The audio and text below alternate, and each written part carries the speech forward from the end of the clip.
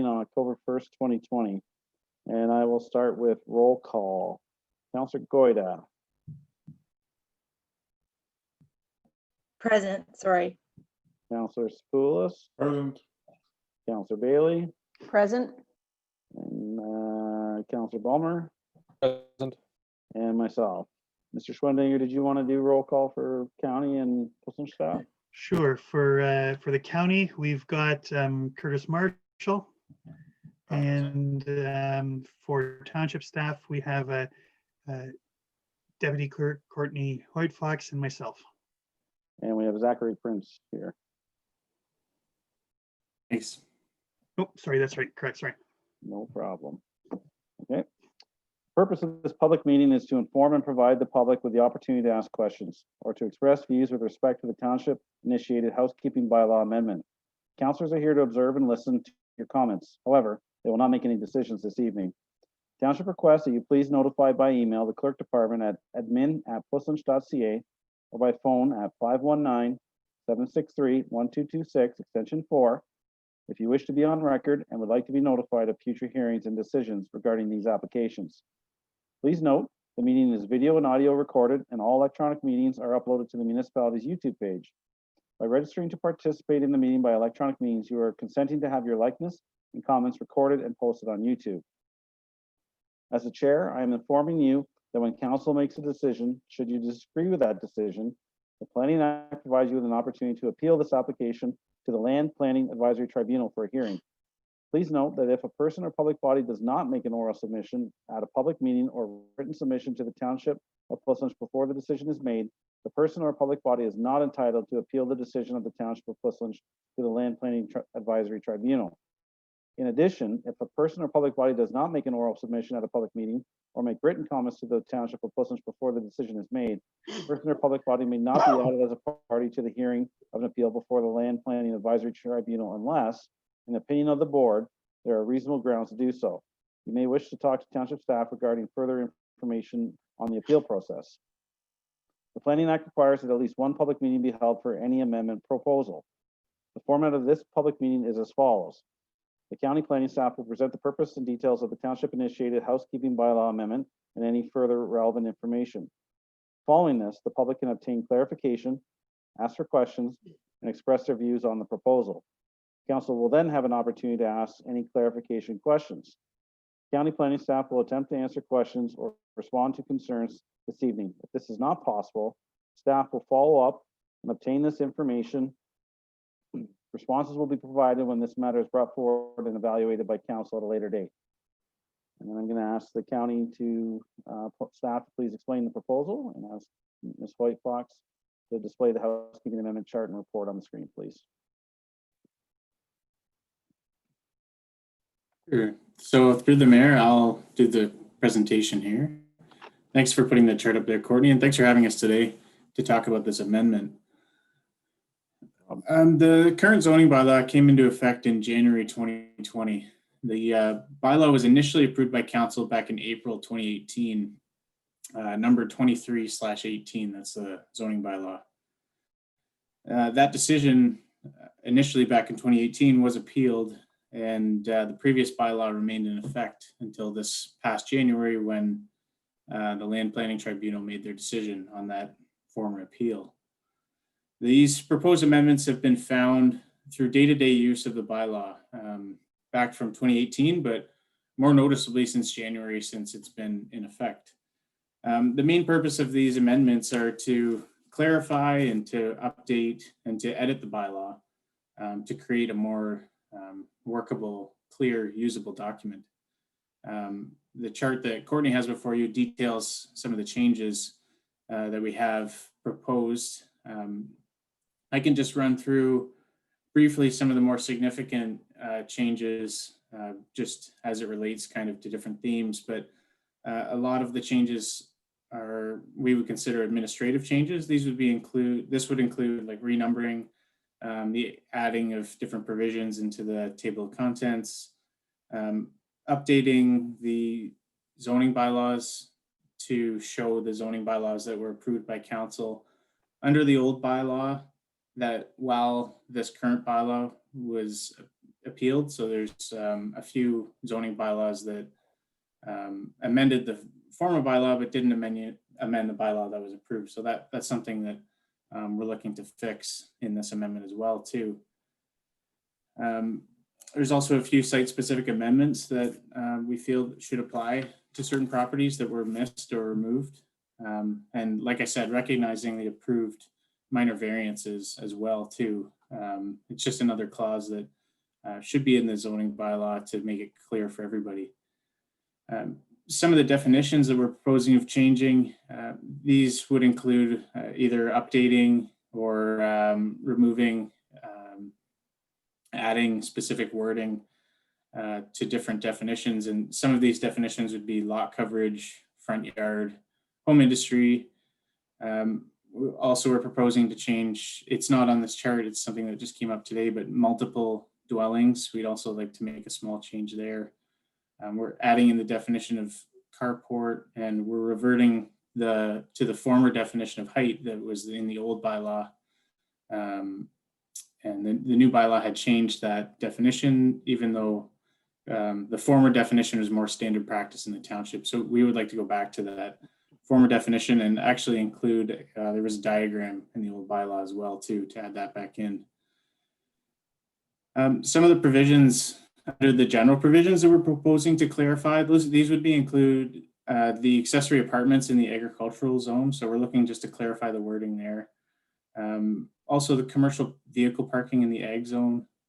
Currently, it's not clear that in the agricultural zone, somebody would be permitted to park one commercial vehicle. Right now, it's only allowed in the residential zone, but we feel it should be allowed in the ag zone as well too.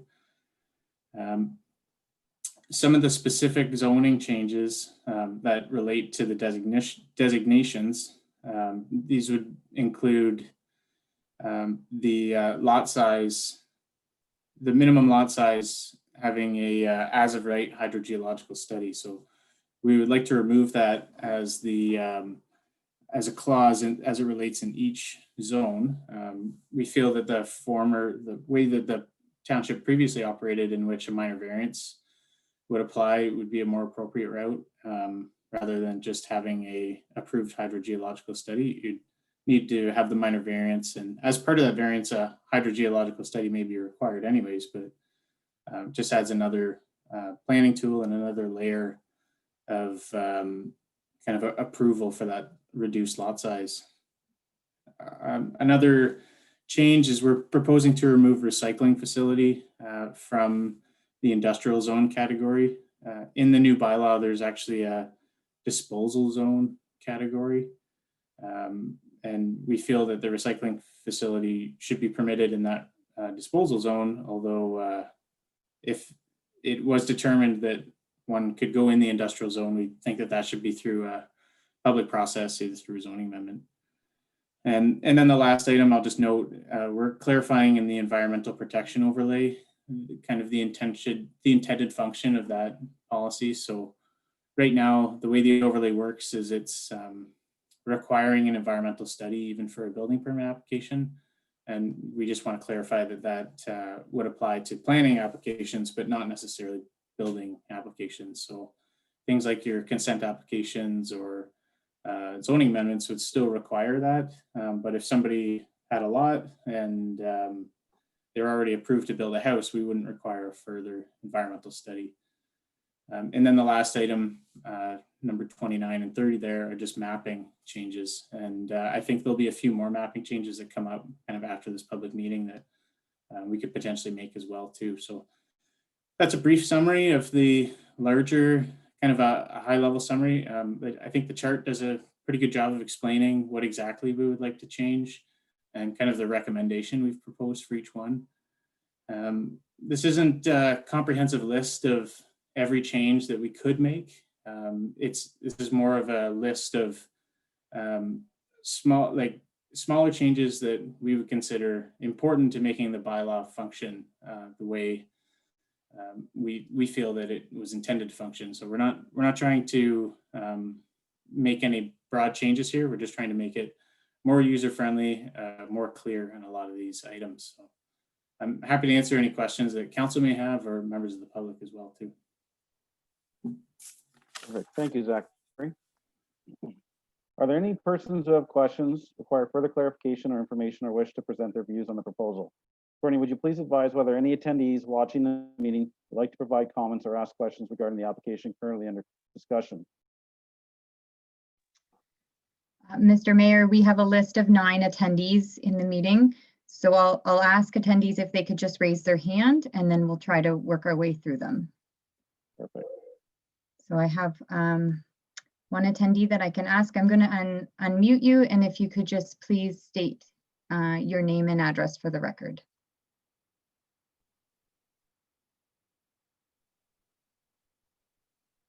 Hi, it's Kathy White speaking. I live at 4540 Wellington Road 35, which is Downey. I guess my comments or questions are regarding Section 3, home industry. A small scale use, how is that defined? My concern is that it might just be based on the complaint system, where if the operation becomes large enough that the residents become concerned enough that they actually feel that they can come forward. I'm not sure how you would define small scale there.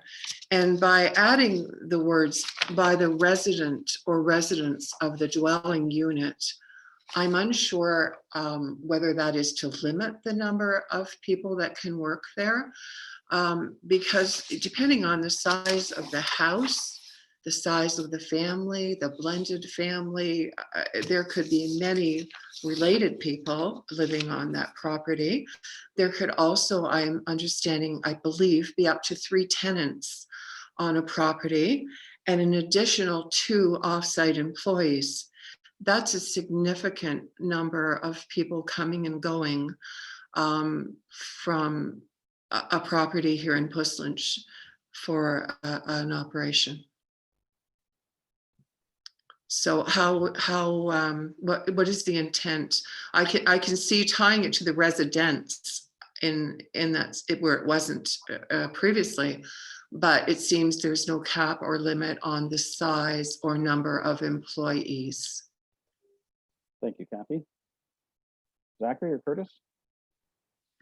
Yeah, I can try to answer that. I think certainly introducing a cap on the number of employees is something we could look at when we do bring the final version to council. Our intent here, as you said, Kathy, was just to clarify those residences. So it's not a perfect fix by any means, but it's kind of one small change we were proposing. So your question about it being small scale is a good one. That's something that is currently in the bylaw right now. It's not something we're proposing of changing, but you're absolutely right. I think a small scale use is something that isn't defined in the bylaw. That's not a defined term. So it is something that does have a little bit of ambiguity there. But the intent, though, of the home industry is to have as little or no impact on the neighboring properties. So I think there are some potential changes to the home industry that we could make to tighten it up a lot more. It is very open right now, for sure. Again, I think this home industry as a whole, we haven't necessarily looked at it as a comprehensive kind of update. We've just looked at it as these are a couple small changes that we can make now, knowing that we can make further changes in the future to restrict it farther if we need to. But right now it is very open-ended for sure. There's one other thing too that I had highlighted. It says activity requiring the use of toxic chemicals, perhaps use and storage of toxic chemicals. I mean, it's just a recommendation because I am looking at, maintenance of vehicles, which is a whole other, environmental it's usually oversight by the Ministry of the Environment if you have a repair shop that has vehicles. So that is in the proposal, but you've just got activity requiring the use of toxic chemicals, but you may have storage of chemicals there as well. And I'm wondering if that could be added. Yes, sorry. Curtis?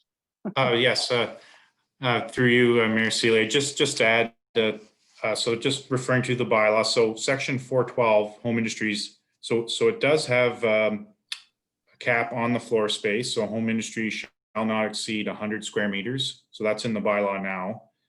And looking as well, it also limits the number of employees to only 2 on-site employees in addition to the permanent residents of the dwelling unit. So my concern is the residents of the building with a huge or double home could be, I don't know, 15 people. If you had a multi-generational family or a blended family or a large house, which we are seeing in Puslinch, there are a lot of big homes, or you could, have all of your friends live with you in one house and share the cost of living there. So by saying residents alone, in some ways, I guess if you look at the other way, it's harmful to people who have small families or live as a small unit in a house. But if someone chooses to live with a lot of people sharing a kitchen and a bathroom, and maybe not be a boarding house, I don't know where that goes, it's not capped by saying residents. It's open to how many people can live there. Well, Does that make so sense? it makes sense, and I Yeah. believe staff will have to take a look at it and decide if they want to cap it at a certain number of residents that live there, or if it can be open-ended, but I think that's something they can report back to council on. Do a little bit of Thank research. you. You're welcome. Do you have a further question? No, I just want to make that really clear. I know that there's 2 on site, but the residence does not limit the number. Yeah, we'll have to look into, yeah. Thank you. Yep, thank you. Okay, Ms. White Fox, you can have the next attendee. Mr. Mark Reed, I'm going to unmute you if you can just state your name and your address for the record. Good evening. Hopefully everyone can hear me. Yeah, it looks like it's working. It's Mark Reed. I'm at 7827 Wellington Road 36. Go ahead with your questions. So section, let me pull it up, number 12, the provision for accessory building maximum lot coverage size. I'm just concerned about farm buildings getting trapped into the definition of accessory building, which I forgot to pull up the exact wording, but if you look that up, it's pretty broad. And I just worry that farm buildings might get trapped into that. So either some clarification around that or leaving lot sizes greater than a certain size back to the 1% or something larger, as you've had before. Or another thing I read, the primary building clause, maybe a clarification in there that any agricultural buildings that service the prime agricultural operation are considered to be a primary building and so wouldn't fall under the accessory size limit. Through the mayor, you're right, Mark. We wouldn't consider a farm building an accessory building. So I think that's part of the reason why these buildings are so large in this current bylaw right now, is they were maybe trying to include farm buildings in there, but our reading of the bylaw, we wouldn't include a farm building as an accessory use or as an accessory structure. An accessory structure really would be like a garage. That's more or less what would be allowed out there. But I certainly see your point about clarifying the agricultural use, so that's something we can look into and make sure it's crystal clear in the bylaw. But just again, even your comment there on a garage, lots of ag operations are going to have huge combines that might have their own shed, that we would call it, a farmer would call it a shed or a garage. To service that combine is going to exceed 1,400 square meters very quickly. Yeah, and I think the way we operate in other townships is those drive sheds for the large farm equipment would still be considered an agricultural use. Okay, yeah, just as I say, it's the wording in the accessory definition sort of, I forget the exact wording, but it basically says or primary, devoted to the primary use. It says something like that, that basically, as I say, could be in, could include some of these farm buildings. So whether we whether there's some wording changes there or some clarification in the prime building section that, agricultural things such as whatever drive sheds, barns. I forget how we define a barn again late in the document, so I could look at that again as well. So that was that one section, so thank you. The section or item number 13 in your list, I'm concerned with you adding agricultural zone to this commercial vehicle and how you define it. There's going to be lots of farms that may decide to use a vehicle that you've described here, and limiting them to parking only one, should they have multiple for whatever deliveries or whatever they're doing currently. You limit them to one here, but they could theoretically have dozens of tractor trailers just because they're separate from the cab. And I don't think that's what you mean to do here, or hopefully not. Through the mayor, no, that's not our intent here either. Currently, there's no commercial vehicles allowed in the ag zone. So we're, in the previous bylaw, one was permitted. So we're just reflecting what was in the old bylaw. But I think the intent here is more along the lines of somebody owning a personal commercial vehicle and parking it on their property. We've had examples of people who operate a food truck, for example, and whether that is considered a commercial vehicle or how that falls in there. So that now under this clarification would be okay to park that personal food truck in the agricultural zone, whereas before it's not clear that that would have been allowed.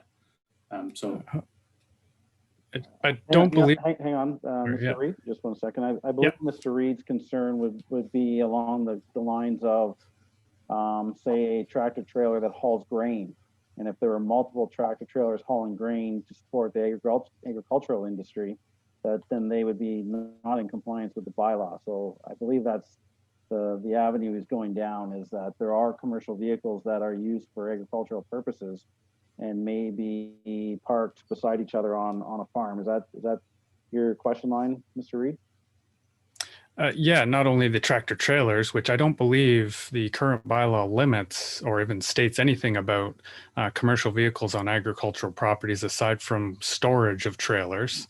I could be wrong, and so maybe we need to take this opportunity to fix that. But not only just the commercial, you define it here as one commercial motor vehicle as being attached to the cab, I believe. Isn't this? I believe that's where it defined the commercial vehicle. Either way, I believe it needs some work as part of my point. So if we could look at how we can avoid agriculture operations that are utilizing commercial vehicles now and even in the future too, as you say, grain or whatever their operation is doing, that we make sure they don't get trapped into this commercial vehicle clause. Okay. Any further questions?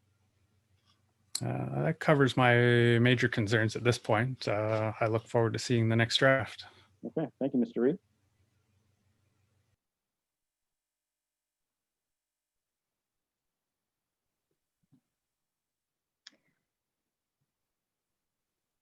Mr. Mayor, are you ready if I move to the next attendee that would like to comment? Absolutely.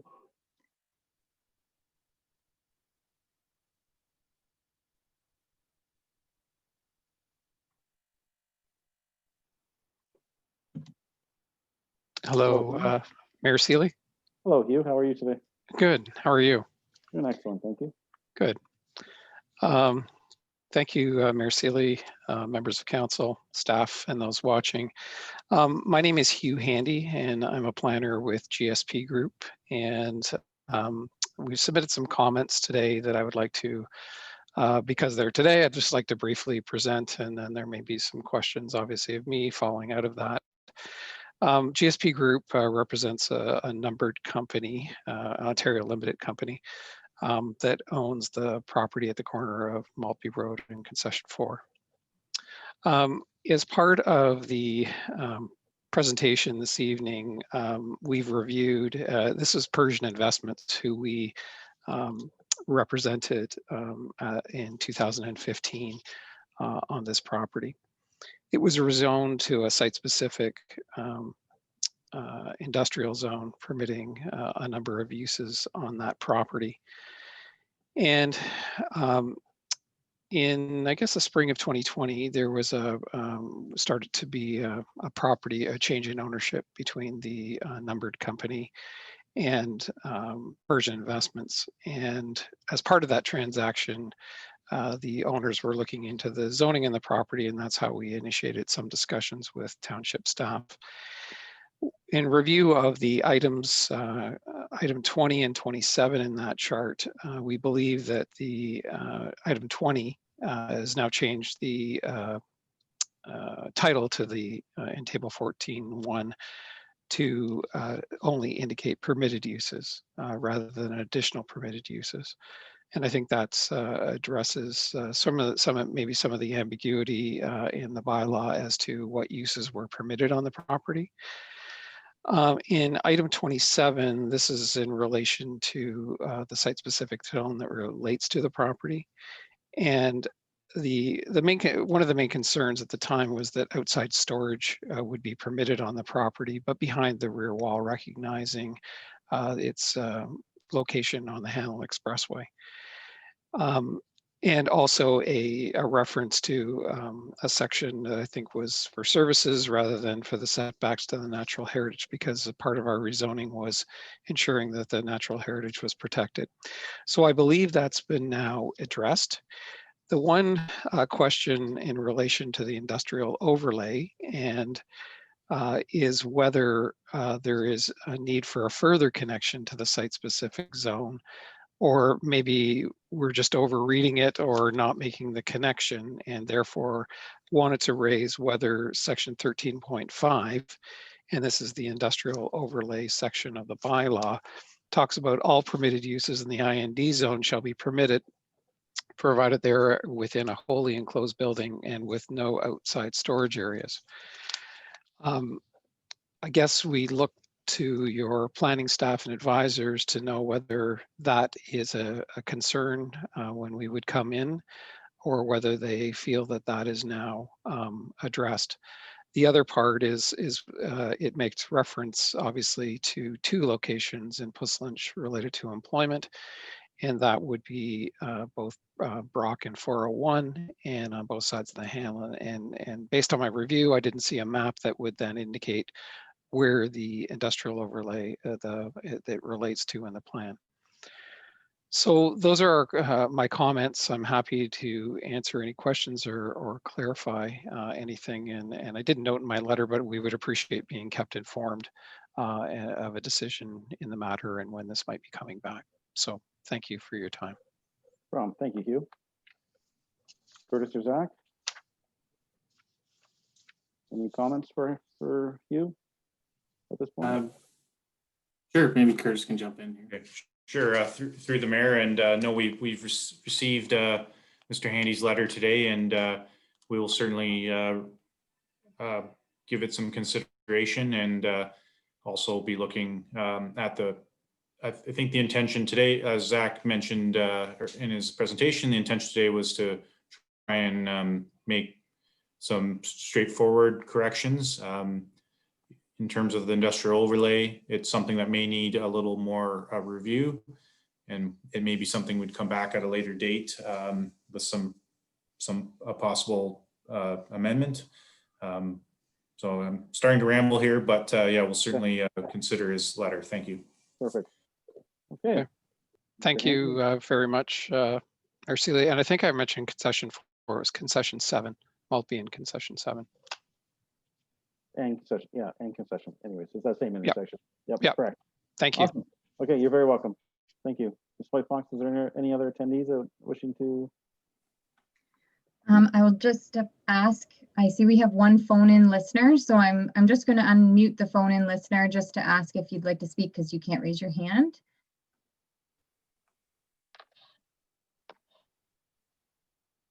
If you're there and you do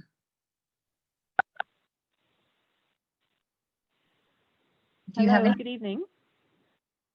Good evening. It's Astrid Claus. I'm a planning consultant. I'm just listening. I don't have any comments this evening, but I am in support of the proposed change, which is item 22. Do you have an address that you're representing? It's Heritage Lake. Okay.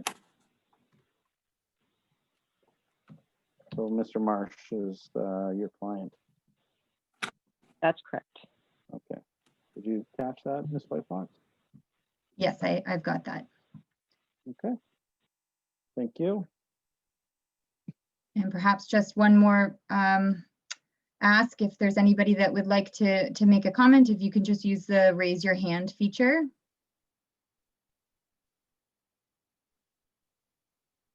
Oh, we have one more, so I'm going to unmute Janet Harrop.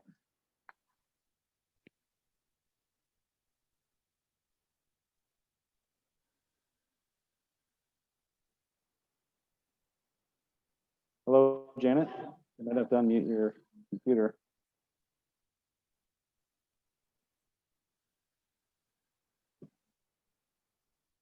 Can you unmute her? Like, I know you. There we go. Sorry, Hey. I thought I had unmuted. That's fine. Sorry, I had my hand up earlier and then I dropped it because I had a question around the accessory building definition, but Mark asked that question and clarified it. So I did want to make a comment. So I'm not from Puss Lynch. I'm 7764 Side Road 5, Fergus, but I'm part of the Wellington Federation of Agriculture. So I'm interested in this meeting this evening. So I'm actively listening. So I guess I just want to just make one comment that we did send several comments, and I just wanted to thank the township for including several of our comments with the update to the bylaw and the recognition of farming and the standard practice of farming and the definitions of the difference in the requirements when you have a farm and in this zoning bylaw. So I just wanted to make that comment and thank the staff for that. Well, thank you, Ms. Harrop. It's nice to hear some compliments for staff. I'm sure they appreciate it. Okay. Ms. White Fox, is that everyone? I believe it's everyone. I don't see anybody raising their hand. So I believe Okay. they're done. If they raise their hand, we can bring them back in. Does council have any clarification questions regarding this proposal? Everybody's got their video off, except me.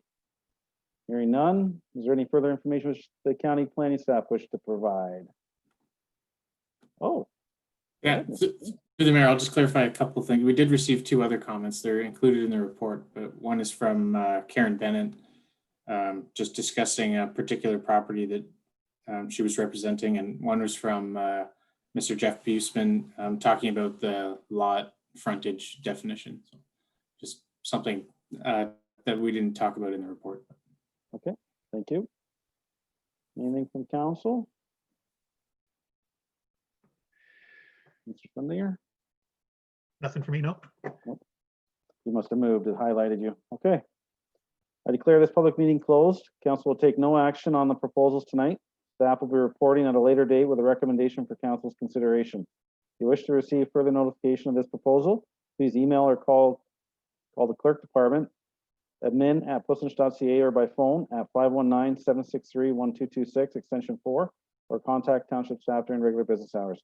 Only those persons who leave their names will be provided further notification. If you wish to speak to the proposal when it, I don't have the rest of it. Give me a second. Sorry, fellas. My printer didn't print it all, or my kids ran away with it.